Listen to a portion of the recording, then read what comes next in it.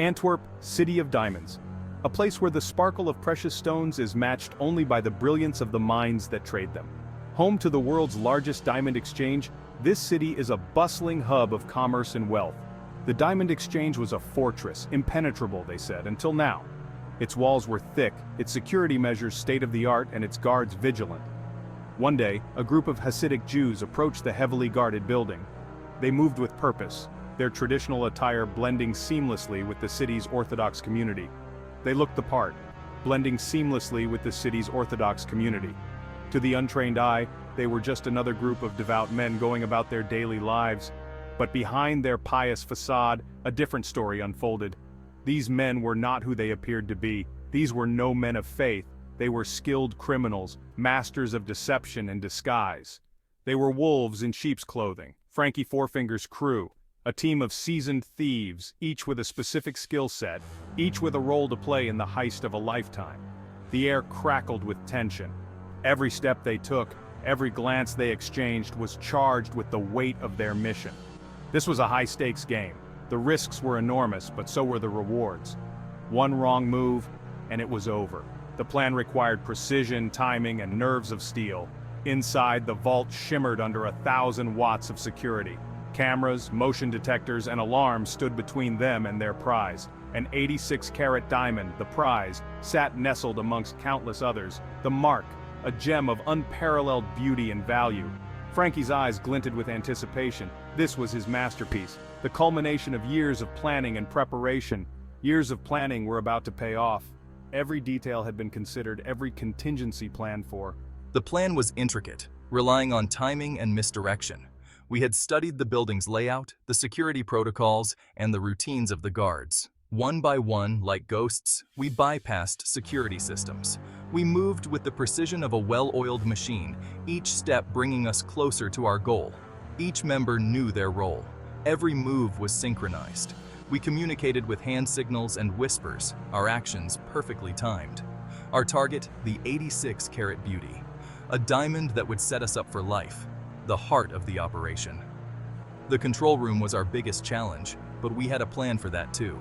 Outside, the city hummed, oblivious to the drama unfolding within the Diamond Exchange's impenetrable walls. Life went on as usual, the city's residents unaware of the heist in progress. The Diamond Exchange stood tall and imposing, its exterior giving no hint of the chaos within. Security cameras scanned the perimeter, but we had already bypassed them. The tension was palpable. Sweat dripped down Franky's brow. Every second felt like an eternity as we moved closer to our goal. Finally, the prize was in his hands. A flawless, dazzling stone, the culmination of our efforts, the reward for our risks. He allowed himself a small, satisfied smile. We had done it. The impossible. The Antwerp job was a success. They had done it. The impossible. The Antwerp job was a success.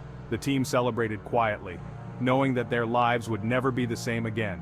They had pulled off the heist of the century, and now they would reap the rewards.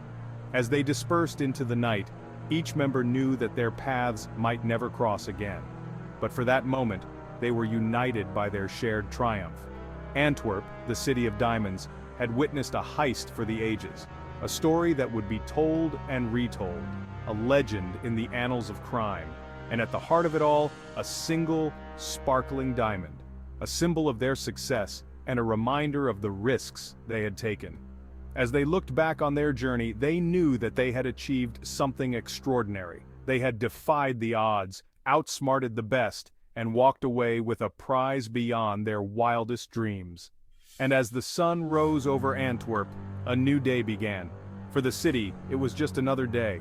But for Franky and his crew, it was the beginning of a new chapter, a chapter written in diamonds and daring. The Diamond Exchange stood as a silent witness to their audacity. A fortress breached, a legend born. The Antwerp job would go down in history as a diamond heist for the ages. London, a city of smoke and shadows. A place where secrets are kept and whispers carry more weight than shouts. The perfect place to disappear.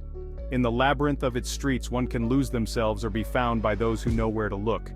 Franky Four-Fingers arrived under a veil of secrecy. His reputation preceded him, a man known for his cunning and his knack for getting out of tight spots.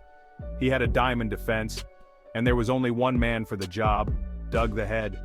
This wasn't just any diamond, it was a gem that could change fortunes, a prize that many would kill for, a notorious gangster with a penchant for precious stones. Doug the Head was a legend in the underworld, a man who could appraise a diamond with a single glance. Doug the Head was different. He had an aura of authority, a presence that demanded respect. Our paths had crossed before. In the murky world of crime, alliances are forged and broken, but some connections remain unshaken. A mutual understanding existed, built on a foundation of profit and respect. We both knew the rules of the game and played our parts to perfection. Franky navigated the city's underbelly with ease. He knew the shortcuts, the hideouts, and the people who could be trusted. He moved like a phantom, his presence known only to a select few. In the shadows, he was a ghost, unseen and unheard. He found Doug the Head in his usual haunt, a smoky backroom gambling den. It was a place where deals were made and broken, where fortunes could change with the turn of a card. The air was thick with cigar smoke and hushed whispers. Every corner held a secret, every face a story. Deals were struck in the shadows, fortunes won and lost on the turn of a card. It was a world where luck and skill intertwined, where the stakes were always high. Doug, long time no see. The greeting was casual, but the underlying tension was palpable. Doug, a mountain of a man with a shaved head and a diamond-encrusted pinky ring, grinned. His smile was as sharp as the diamonds he dealt in. "Franky, my boy!" The familiarity in his voice was both comforting and unsettling. "To what do I owe the pleasure?" Doug's eyes sparkled with curiosity and a hint of suspicion. "You got something for me?" The question hung in the air, heavy with expectation. 86 carats of pleasure, Doug, Antwerp's finest. The diamond gleamed, a beacon of wealth and danger. Doug's eyes widened as he examined the gem. This was no ordinary stone. It was a masterpiece, a testament to Franky's skill and daring. With a nod of approval, Doug acknowledged the value of the diamond. This was a deal that could change everything.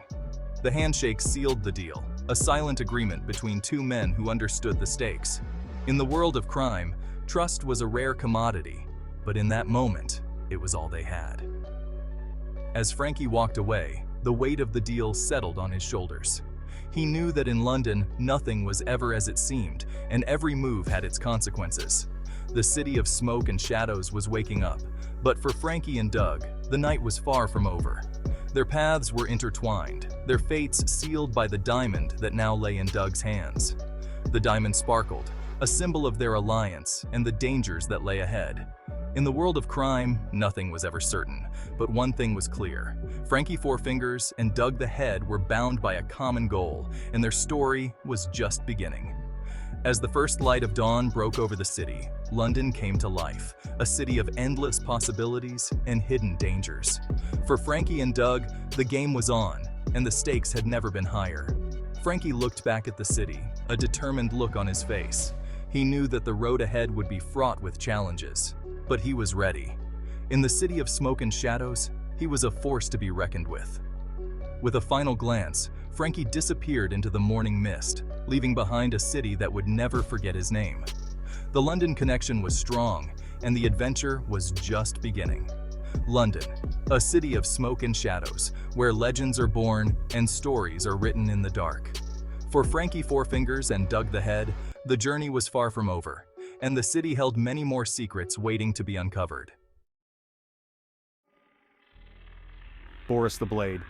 A name that sent shivers down the spines of those who dared to whisper it. His presence was like a shadow, always lurking, always watching. Ex-KGB, ruthless and always 2 steps ahead. His training had made him a master of manipulation and strategy, a man who could outthink and outmaneuver anyone who crossed his path. He moved through London's underworld like a phantom. His reputation preceded him, a ghostly figure who seemed to know every secret, every hidden corner of the city. A man who could acquire anything, eliminate anyone. His network was vast, his reach seemingly endless. If you needed something done, Boris was the man to call. And he had his sights set on Franky's diamond. A gem of unparalleled beauty and value, it was the prize that Boris had been waiting for. Boris caught wind of the heist through his network of informants. Whispers in dark alleys, hushed conversations that carried the scent of danger and opportunity. A coded message intercepted on a burner phone. The details were vague, but Boris knew how to read between the lines. He pieced together the puzzle with the precision of a master craftsman. Where there was money, there was Boris. He had an uncanny ability to sniff out profit, to find the hidden treasures that others overlooked. He relished the thrill of the chase, the game of cat and mouse. It was a dance he knew well, a dangerous ballet that kept his blood pumping and his mind sharp. The game of cat and mouse. Each move calculated, each step a part of a grand design.